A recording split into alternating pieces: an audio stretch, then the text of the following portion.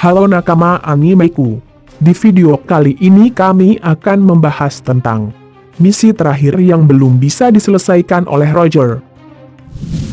Sekitar 24 tahun yang lalu sebelum cerita yang sekarang, Goldie Roger dihukum mati oleh Angkatan Laut dan eksekusinya sendiri dilakukan di Lockdown. Kita tahu kalau Roger terkena sebuah penyakit yang tidak bisa disembuhkan, dan dia sudah mendapatkan semua yang dia inginkan setelah berhasil menaklukkan seluruh Grand Line termasuk pulau terakhir yaitu Laughdale.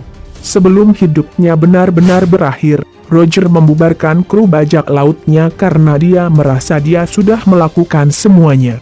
Tapi, bagaimana kalau sebenarnya Roger masih memiliki satu misi terakhir yang harus dia lakukan sebelum eksekusinya dilakukan?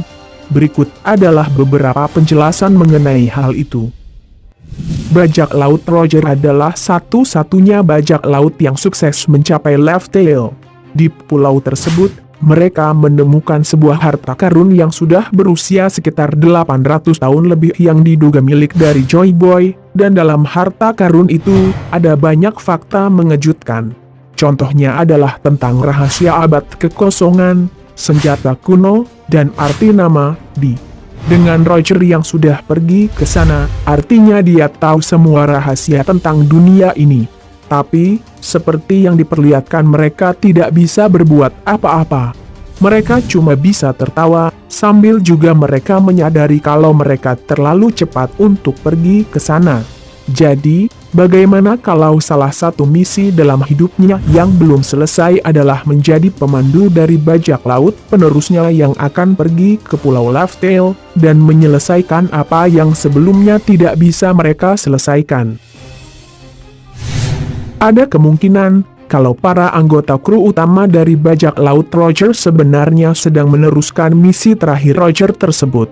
Lalu, bagaimana rencana mereka melakukannya?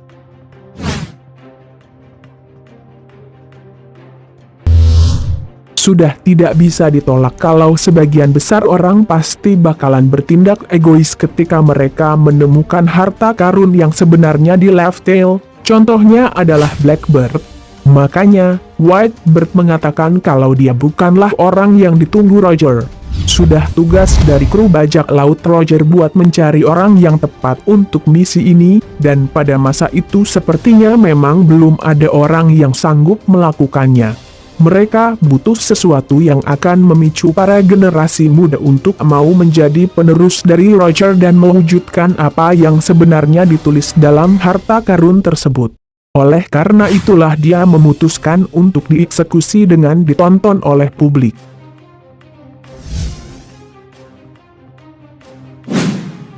Langkah selanjutnya adalah mencari orang yang tepat di antara sekian banyak kandidat yang muncul. Shanks bisa jadi salah satu orang atau kru yang bertanggung jawab atas hal ini. Shanks merekrut kru bajak lautnya sendiri berkeliling Grand Line, bertemu orang-orang baru, dan tentunya dari sekian banyak orang itu dia mungkin menemukan orang yang tepat. Sampai akhirnya dia bertemu dengan Luffy di desa Fusa.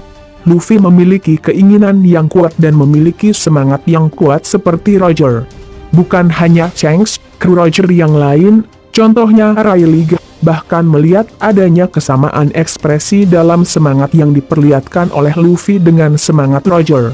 Pertaruhan Shanks untuk masa depan sepertinya berbuah dengan baik.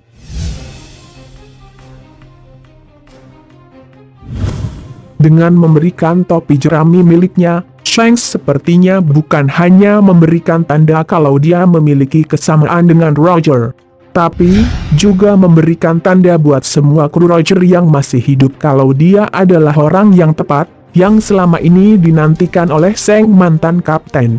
Sebenarnya ada banyak petunjuk bagaimana Luffy dibimbing oleh para mantan anak buah Roger. Contohnya di awal masuk Grand Line, Luffy sempat bertemu dengan Crocus. Kemudian di Pulau Sabaody dia bertemu dengan Riley yang menjelaskan banyak hal, termasuk melatih Luffy kemampuan haki yang dia gunakan sekarang. Bukan tidak mungkin dia bakalan ketemu lagi dengan kru bajak laut Roger lainnya di pulau selanjutnya. Mungkin dia akan bertemu dengan Chopper Gaban, atau kru bajak laut lainnya yang akan memberikan Luffy petunjuk atau arahan.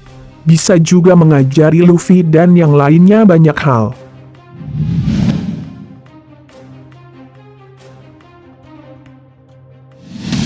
Mungkin kita juga sudah tahu tentang isi dari poneglyph terakhir yang bisa mengguncang dunia, bahkan bisa menggulingkan kekuasaan dari pemerintah dunia.